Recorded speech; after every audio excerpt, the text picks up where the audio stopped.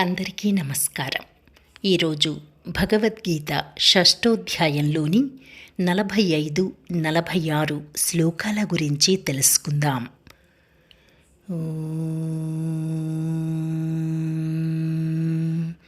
శ్రీకృష్ణ పరబ్రహ్మణే నమః.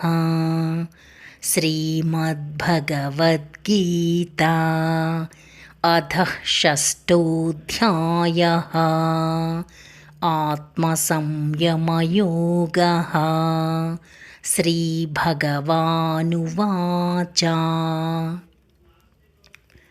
ప్రయత్నాద్యతమానస్తు యోగీ సంశుద్ధకిల్బిషః. అనేకజన్మ సంసిద్ధః తతో యాతి పరాం గతిం.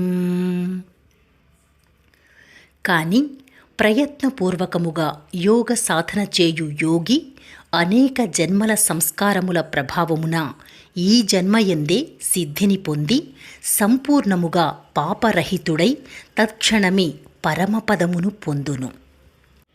తపస్విభ్యోధికో యోగి జ్ఞానిభ్యోపి మతోధికః. కర్మిభ్యశ్చాధికో యోగి తస్మాద్యోగి భవార్జున. యోగి తాపసుల కంటెను శ్రేష్ఠుడు, శాస్త్రజ్ఞానుల కంటెను శ్రేష్ఠుడు, సకామ కర్మలను ఆచరించు వారి కంటెను శ్రేష్ఠుడని భావింపబడును. కావున ఓ అర్జున, నీవు యోగివి కమ్ము. రేపు 47వ శ్లోకం గురించి తెలుసుకుందాం. డిస్క్రిప్షన్లో శ్లోకం భావం కూడా ఉంటాయి, చూస్తూ వినవచ్చు.